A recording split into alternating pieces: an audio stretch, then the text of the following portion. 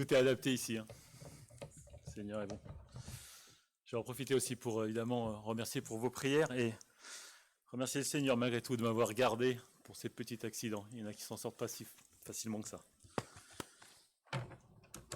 J'ai trouvé un positif à tout ça. J'ai pas d'ampoule. Allez, je marche plus, alors j'ai plus d'ampoule. Bah ouais, faut se réjouir. Hein. Aujourd'hui, je vais vous partager une histoire de la Bible, une histoire d'un personnage de la Bible qu'on connaît tous, mais j'ai décidé d'en faire un petit biais. Ce personnage, c'est Joseph. Joseph qu'on trouve dans son histoire dans Genèse, au chapitre 37. Et j'ai intitulé ce message « À la famille ». À la famille. Jacob s'établit au pays de Canaan où son père avait séjourné. Voici l'histoire de la famille de Jacob. Joseph, âgé de 17 ans, gardait les moutons et les chèvres avec ses frères. Il avait passé son enfance avec les filles de Bila et de Zilpa, femme de son père. Il rapportait à leur père leurs mauvais propos. Israël aimait Joseph beaucoup plus que tous les autres fils, car il l'avait eu dans sa vieillesse. Il lui fit une tunique splendide. Ses frères virent que leur père les préférait à eux tous. Alors ils le prirent en haine. Ils ne pouvaient plus lui parler aimablement. Joseph fit un rêve et le raconta à ses frères, qui ne l'en détestèrent que davantage. Il leur dit en effet, « Écoutez, je vous prie, ce songe que j'ai eu. Nous étions en train de lier des gerbes dans les champs. Soudain, ma gerbe s'est dressée et s'est tenue debout. Les vôtres se sont placés autour d'elle et se sont prosternés devant elle. » Ses frères lui dirent, « Prétendrais-tu devenir notre roi et nous gouverner ?» Et ils le détestèrent de plus belle à cause de ses songes et de ses propos. Il eut encore un autre rêve qu'il raconta également à ses frères. « Voici, leur dit-il, j'ai encore fait un rêve. J'ai vu le soleil, la lune et 11 étoiles se prosterner devant moi. » Quand il raconta ce rêve à son père et à ses frères, son père le réprimanda et lui dit « Qu'as-tu rêvé là ? T'imagines-tu que moi, ta mère et tes frères, nous allons nous prosterner en terre devant toi ?» Ses frères étaient jaloux de lui, mais son père garda la chose en mémoire. Sacrée histoire, plein de choses à en dire. Je vais quand même essayer de resituer un petit peu cette histoire de Joseph, parce que à partir de ces versets, j'aimerais aller un petit peu plus loin pour parler de la famille. Donc Joseph est né environ 1915 ans avant Jésus-Christ et mort 1805 ans avant Jésus-Christ. C'est l'aîné de Jacob et de Rachel, né après des années d'attente. Ce serait le 11e des 12 fils de Jacob. Son père a donné à Joseph une tunique princière en signe de sa préférence pour Joseph, ce qui a suscité la jalousie de ses frères, on l'a vu, qui sont tombés devant lui dans le rêve dont Joseph leur a parlé plus tard. Alors ils ont prévu de le tuer, seulement pour le vendre comme esclave aux Bédouins, tout en trompant leur père, en lui faisant croire qu'il avait été tué par une bête sauvage. Faut y penser. Hein. Et Jacob était donc en difficulté. Amené en Égypte, Joseph a été vendu à Potiphar, officier de Pharaon, qui l'a préposé à sa maison. La femme de Potiphar lui a fait plusieurs avances sexuelles, puis, parce qu'il les refusait, elle a ensuite prétendu qu'il avait essayé de la violer. Alors il fut jeté en prison. Et il expliquait ses rêves à ses deux codétenus, un échanson et un panetier du Pharaon. 2 ans plus tard, Pharaon, lui aussi, a eu des rêves qu'il n'arrivait pas à interpréter. Alors un des codétenus de Joseph, l'échanson, lui parla de Joseph, lui dit « Cette personne est capable d'interpréter les songes. » Donc, Pharaon le fit sortir de prison et lui demanda d'expliquer son rêve. Il lui dit, c'est simple. 7 ans de famine, les fameuses bétail gras, bétail maigre, et puis après, ça devrait aller mieux. 7 ans d'abondance, 7 ans de famine. Alors Pharaon le nomme grand vizir, hein, c'est-à-dire premier ministre, en gros, hein, si on veut imaginer comme ça, pour essayer de remanier à tout ça, pour essayer de faire face à tout ce problème. Puis après, comme il y avait la famine, les frères de Joseph sont venus en Égypte pour acheter du grain, et c'est là qu'il les a reconnus. Il les a un petit peu testés pour voir s'ils étaient un petit peu sincères, avec Benjamin, on va pas revenir là-dessus. Et puis, quand il a vu qu'ils étaient sincères, ils étaient vraiment en famine, il a fait venir Jacob, et là, il s'est fait connaître. Et toute cette histoire, en fait, hein, va pouvoir donner en fait le point de départ de ces 4 siècles en Égypte, et puis après de cette sortie d'Égypte, en gros, le plan de Dieu. En fait, Joseph, on peut dire que c'est, j'espère, quelqu'un comme nous. Il a été appelé par Dieu pour une mission bien précise. Bon, il a partagé sa vision, peut-être de façon un peu exagérée, enfin de façon pas avec les bons mots. Hein, on peut comprendre aussi ses frères qui sont un peu en colère.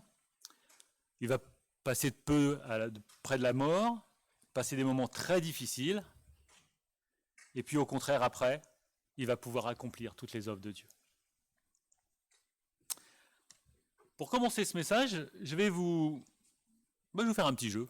Bon, on n'en fait pas souvent ici, hein. Le dimanche matin. Donc le jeu, c'est que suis-je? Un petit indice, tout le monde est né avec. Non, toujours pas. Non. Ça peut nous faire du bien.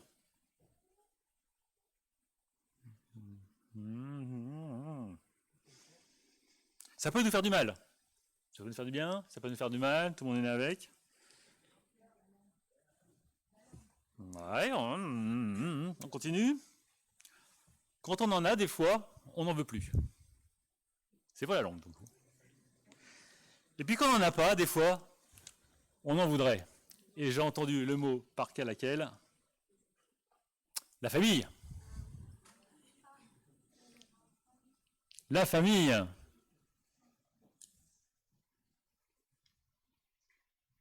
En fait, l'histoire de Joseph, c'est pas juste une histoire de ce qui se passe en lui, c'est aussi et surtout une histoire qui concerne sa famille, une famille troublée. Et c'est sur ce point-là que je voudrais un petit peu développer ce matin. Et pour ça, je vais essayer de décortiquer, d'analyser les actions de 4 membres de la famille. D'abord Jacob, que j'ai appelé le père ignare. Bon, on verra après. Joseph, le fils dédaigneux. Et puis 2 frères qu'on entend parler dans ces passages suivants, Ruben et Judas, faibles frères. Alors, j'ai pas été très gentil pour décrire ces 4 membres de cette famille. Hein. Ils auront sûrement des qualités. Il y en a qui commencent à baisser la tête, ils disent, oh là, qu'est-ce qu'il va où là? Et j'ai vraiment insisté sur leurs faiblesses. Mais je vais vous montrer que certains, avec ces faiblesses, ont aussi des forces, et ces forces et ces faiblesses vont aussi pouvoir nous parler. Comment cette histoire ancienne peut résonner dans nos vies aujourd'hui? Et je vais commencer par Jacob, que j'ai appelé l'ignorant, l'ignare, père d'une grande famille, mais quelles sont ses forces et ses faiblesses? Ses forces d'abord. Jacob était en admiration devant Dieu. Au début, il n'était pas comme ça. Hein. Jacob même est une personne qui trompe. C'est dans la signification de son nom. Il a trompé son frère. Normalement, la bénédiction était réservée à l'aîné de la famille, mais il a trompé son père pour qu'il lui la donne. Il a pu obtenir ce qu'il voulait. Avant sa naissance, Dieu a parlé à sa mère, Rebecca, et lui a dit, 2 nations sont dans ton ventre, et 2 peuples se sépareront au sortir de tes entrailles. Un de ces peuples sera plus fort que l'autre, et le plus grand sera assujetti au plus petit. C'était le plan de Dieu que Jacob soit plus puissant qu'Ésaü, mais est-ce que Dieu avait besoin de toutes ces petites combines de Jacob pour réussir son plan? Peut-être, sûrement pas. En tout cas, je ne pense pas. Il a utilisé Jacob malgré tout, et puis un jour, il a mis ses choses en ordre, après une lutte avec un homme en plein milieu de la nuit. Dieu lui a touché la hanche, signe qu'il sera toujours soumis à celui qui l'a blessé. Et Jacob, rebaptisé Israël, a changé. Celui-ci s'est confié en lui-même et se confie en Dieu. Dieu s'est révélé à Jacob, il a fait alliance avec Jacob comme il avait fait avec Abraham et Isaac.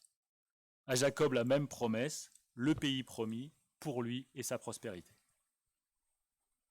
Quand Joseph a raconté son songe à son père, Jacob s'est mis en colère contre lui, mais il garda souvenir de ces choses.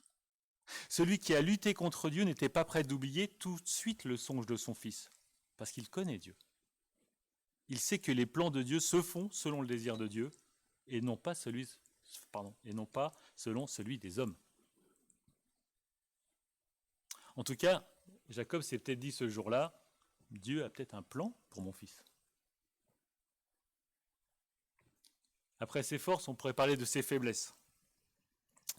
En fait, le souci de Jacob, à mon avis, c'est qu'il voulait mettre, excusez-moi l'expression, mettre la charrue avant les bœufs. Il avait tellement envie de faire avancer les plans de Dieu, quand Dieu lui avait parlé pour le pays promis, il voyait chez Joseph les moyens de l'avoir, peut-être tout de suite, maintenant. Joseph était le fils gâté de la famille. Jacob l'aimait plus qu'il l'aimait ses autres fils. Il lui a même donné une tunique de luxe, une humiliation pour ses autres fils. C'était la robe d'un roi portée par un des petits derniers de la famille. Une humiliation pour ses autres fils. La faiblesse de Jacob, le favoritisme. Et surtout, c'est pas tant qu'il ait fait acte de favoritisme, c'est surtout qu'il a ignoré toutes les conséquences que pouvait avoir ce favoritisme. Entre le verset 1 et le verset 11, nous apprenons 2 fois que les frères de Joseph le haïssent et une fois qu'ils sont jaloux de lui. On voit bien arriver la tension dans la famille. Hein. Il y a un peu de l'électricité dans l'air, si on peut dire. Donc, même si tout le monde le voit, qu'il y a une espèce de tension, les frères qui détestent l'autre et ainsi de suite, non, Jacob, ça va bien, lui. Il ne voit pas. Il est sourd à la colère qui monte dans sa famille. Enfin, il est sourd, peut-être parce qu'il ne veut pas entendre.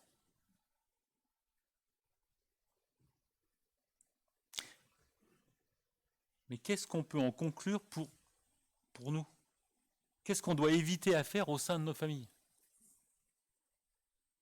Alors si je vous dis, il faut éviter de faire du favoritisme, vous allez me répondre, évidemment, c'est bon quoi, on a compris ça. Hein. Personne fait ça en vrai, hein. Personne n'a un enfant plus que les autres. Hein. On aime tous nos enfants de la même manière, hein. Mais pourtant ça existe. Selon l'âge des enfants, selon leur caractère, de notre humeur, de notre disponibilité, on peut avoir le sentiment qu'on s'entend un petit peu mieux avec certains de nos enfants que d'autres. Mais surtout, cet sentiment peut être ressenti par les enfants. Une mauvaise compréhension, un geste à un mauvais moment, et il dit, toi t'es le fils préféré. C'est ce qu'a dit ma sœur toute sa vie. C'est ce que je dis de ma sœur toute sa vie. Pour les parents, le favoritisme dans une famille, c'est pas une bonne chose, c'est évident. C'est évident. Mais ça existe. La famille de Jacob nous avertit qu'il y a des conséquences si nous, parents, même de façon inconsciente, pouvons laisser croire qu'on préfère un enfant d'un autre. Nous n'avons pas le droit de laisser ces sentiments devenir des actions. Nous devons surveiller nos relations avec nos enfants. Nous devons être conscients de notre comportement avec nos enfants. Qu'on donne pas seulement des cadeaux, mais de notre temps, de notre attention, de notre amour. Chaque enfant est différent et les besoins de chacun sont différents. Ils ont juste besoin qu'on soit juste et équitable. Pour les parents, j'ai une question supplémentaire. Est-ce que vous savez comment sont les relations entre vos enfants? Est-ce qu'ils s'aiment d'un amour sincère et réciproque? Ou est-ce qu'il y a des petites tensions? Des grosses tensions? Ou est-ce qu'il y a de la haine entre eux? Prenons l'exemple de Jacob. Il avait l'air d'un père qui savait comment élever ses enfants malgré ses favoritismes. Mais est-ce qu'il savait ce qui allait se passer dans la famille? Est-ce qu'il savait que la haine entre eux pouvait aller jusqu'au meurtre? En tant que parents, nous devons veiller à ce que les relations au sein de la famille soient saines, que les colères soient apaisées. Et nous devons encourager le pardon. Après avoir vu le père, parlons du fils. Joseph. Et on va commencer par ses forces, ses points positifs. Alors c'est vrai que, au premier abord comme ça, on voit bien que Joseph Jacob était ignorant, pardon, mais Jacob, il était dédaigneux, arrogant. Aujourd'hui, on dirait qu'il se la raconte un peu, quoi. Malgré tout, il a des forces. Joseph est persuadé, depuis tout jeune, qu'il a un destin à accomplir, qu'il a une mission. Quand il raconte ses rêves, on peut en déduire qu'il est persuadé qu'il va aller loin dans la vie. Pour ça, on ne peut pas lui en vouloir. La seule raison pour laquelle on pourrait le critiquer, c'est de la façon où il l'a dit. En gros, c'est pas le fond qui pose problème, c'est la forme. Dans la Bible, quand le texte parle de rêves, de songes, de visions, ils ont très souvent une signification. Ils ne viennent pas comme ça, sans raison. Même si dans beaucoup de cas, Dieu n'apparaît pas ou ne parle pas directement, mais Joseph a le sentiment très rapidement que ce songe est une vision pour sa vie. Il voit le but de sa vie, mais il ne connaît pas toutes les difficultés et les embûches, même les virages qu'il devra prendre pour y arriver. On ne sait pas grand-chose à ce moment-là du chapitre 37 de sa relation avec Dieu. Mais le premier aperçu va arriver un petit peu plus tard, au chapitre 39, quand face à la femme de Potiphar, il dit « Comment pourrais-je commettre un acte aussi abominable et pécher contre Dieu lui-même » au verset 9. Nous voyons que Joseph a au moins une idée du bien, du mal et de Dieu. Plus tard, quand il interprète les rêves des autres, ou les rêves de l'autre, Pharaon y compris, Joseph dit que c'est Dieu qui donne l'interprétation et que cela ne vient pas des hommes. Ses faiblesses. En tout cas, au début de cette histoire, Joseph n'a pas l'air d'un garçon très sympathique. Dans cette famille, les relations sont déjà très tendues. Je vous rappelle le coup de la tunique, déjà, ça avait bien calmé tout le monde. Alors là, du coup, elles vont devenir très très froides. Pourquoi? On aurait pu imaginer que Joseph expose le rêve qu'il a eu simplement à ses frères. Si l'exposé qu'il en aurait fait aurait été sûrement factuel, je pense que ça n'aurait pas envenimé les relations. Mais depuis l'histoire de cette tunique, c'est pas facile dans la famille de Jacob. Mais là, en plus, Joseph, il fait des commentaires. Il a été dédaigneux. Il se la raconte. Et ça, c'est juste insupportable.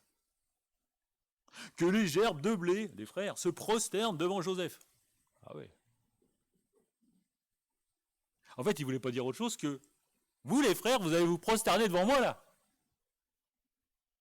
C'est pas le meilleur moyen d'avoir des bonnes relations avec ses frères, je vous en conçois. Je ne sais pas vous divulguer la fin, mais en fait, ce rêve-là, il va s'accomplir, en fait. Mais vraiment. Ses frères, quand ils vont arriver en Égypte, devant Joseph, ils vont se prosterner. Donc en plus, cet arrogant de Joseph voudrait qu'on se prosterne devant lui. C'est pas possible. Le rêve fait par Joseph n'est pas exceptionnel. Dieu n'est pas apparu, ni l'ange de l'Éternel. Et puis c'est pas fini en plus, parce qu'une fois qu'il a partagé un premier rêve, il en partage un deuxième, qui implique en plus son père et sa mère. Il faut noter qu'au moment de cette histoire, la maman de Joseph, Rachel, est déjà décédée. Juste après la naissance de Benjamin. La référence à ta mère dans le verset 10 n'est donc pas très claire.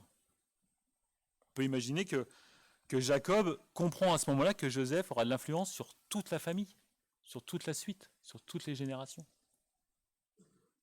Jacob voit quand même plus loin que ses autres fils qui deviennent jaloux de Joseph.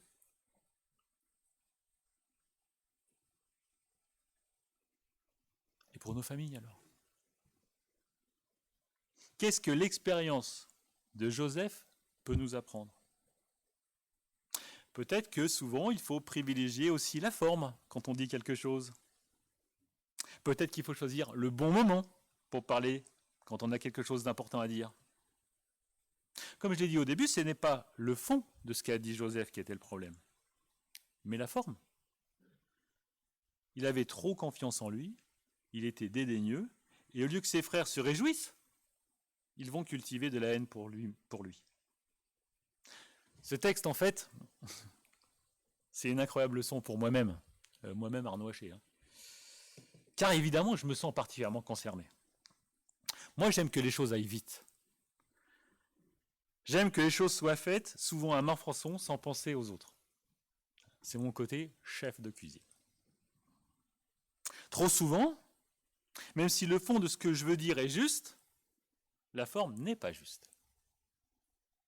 Il faut donc que j'apprenne à réfléchir, à tourner 7 fois la langue dans ma bouche, et même 77 fois 7 fois avant de parler.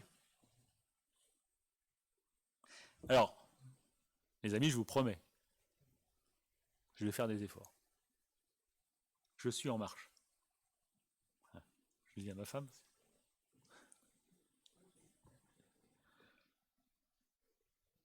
Chers parents, écoutons nos enfants. Peut-être qu'à travers leurs mots, Dieu nous parle. On dit souvent que la vérité sort de la bouche des enfants. Réfléchissons à ce que disent les enfants. Dis donc, papa, tu vas vite là? Ah, le feu était presque rouge là. Tu mets pas ta ceinture. Réfléchissons à nos actions en présence de nos enfants. Nous sommes des exemples pour eux. On va passer aux autres. Ruben et Judas, les faibles. Dans cette histoire de famille, la famille de Jacob, les frères paraissent sans importance, sans consistance. Malgré tout, 2 frères se distinguent un petit peu. Se distinguent un petit peu, Ruben et Judas.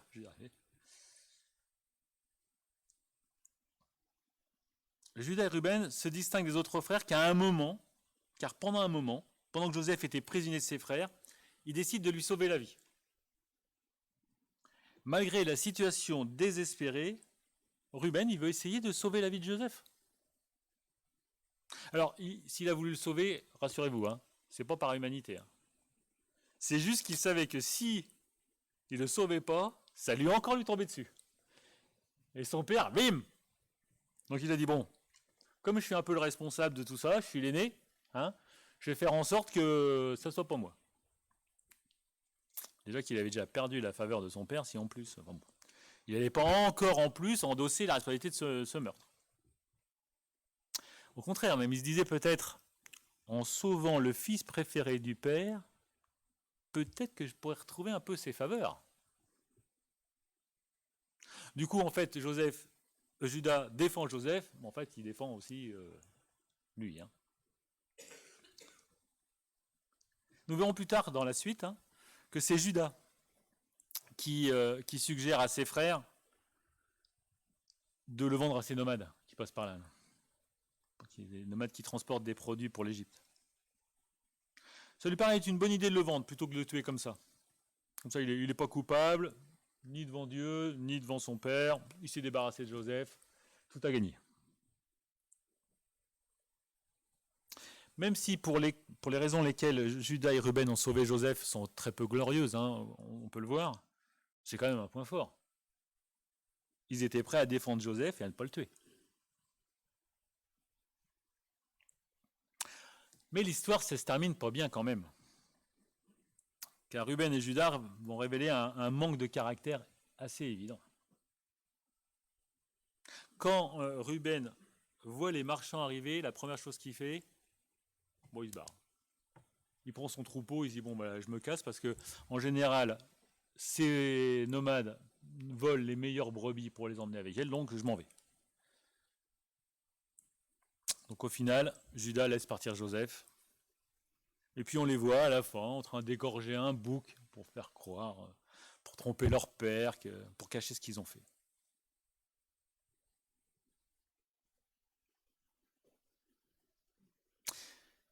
Alors qu'ils souhaitaient sauver la vie de Joseph, ils n'ont pas agi en conséquence. Le dire et le penser, c'est bien, mais le faire, c'est mieux. On peut imaginer comment la vie de Joseph aurait été différente s'ils l'avaient averti, s'ils avaient fait un petit peu plus pour le sauver. Ce manque de conviction, ce manque de courage, les ont poussés encore et encore à mentir pour cacher la vente du favori de Jacob. Quelle leçon tirer des actes de Ruben et Juda? Ils ne sont pas allés assez loin avec les convictions qu'ils avaient. Quand il fallait de l'action, avant même que Joseph soit jeté dans la citerne, Ruben n'était qu'un homme de parole. Il aurait pu faire quelque chose. Non. Encore une fois, c'est quand même assez fascinant de se poser cette question. S'ils avaient averti Joseph, s'ils avaient fait plus, s'ils avaient fait quelque chose au moins. Mais ils n'ont pas fait. Ils n'ont pas dit plus. Et le plan pour sauver Joseph a été dépassé par les événements et les actes de ses frères. Il est parti. Puis quand Joseph a été vendu, Ruben se trouve au milieu du complot pour cacher la vente du favori de Jacob. Il est obligé de mentir et mentir.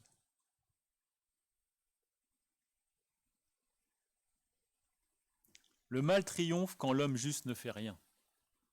C'est Thomas Jefferson, homme d'État américain, celui qui a fait la déclaration d'indépendance des États-Unis, qui dit ça. Le mal triomphe quand l'homme juste ne fait rien. Parfois nous faisons trop peu ou trop tard. Parfois on sait quoi faire, on sait ce qui est juste, mais on ne le fait pas. On se contente de quelques paroles ou de quelques bonnes intentions. Pour résumer, d'un côté on a Jacob, à cause de son favoritisme envers Joseph, il est responsable de la majorité de ses soucis. Et puis, il est complètement ignorant des problèmes de sa famille.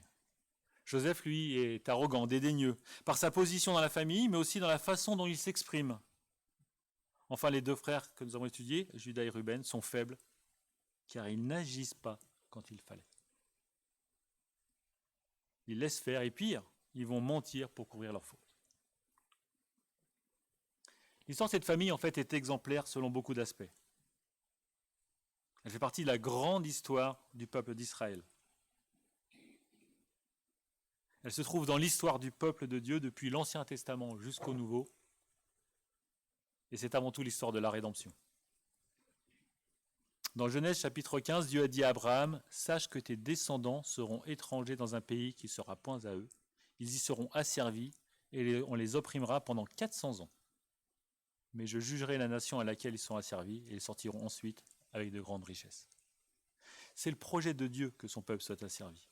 C'est à travers Joseph que ce projet sera réalisé. Un seul homme descend en Égypte, puis sa famille le suit. Pourtant, c'est une nation qui sortira de l'Égypte 400 ans plus tard. Ce qui est clair dans le récit de Jacob et de sa famille, c'est que Dieu est toujours aux commandes. Mais il reste encore beaucoup d'interrogations sur l'histoire de Joseph. La première question qu'on pourrait se poser, c'est mais pourquoi? Pourquoi tout ça pour accomplir ce plan? Cependant, la vérité est que dans la main de Dieu est resté le noyau familial de Jacob. Malgré tout ça, cette famille est restée dans le cœur de Dieu. Pour réaliser son projet, Dieu utilise une famille imparfaite, troublée, pour faire avancer son plan de rédemption pour les femmes et les hommes. Et ça devrait nous encourager. Parce qu'on peut tous se comparer à la famille de Jacob.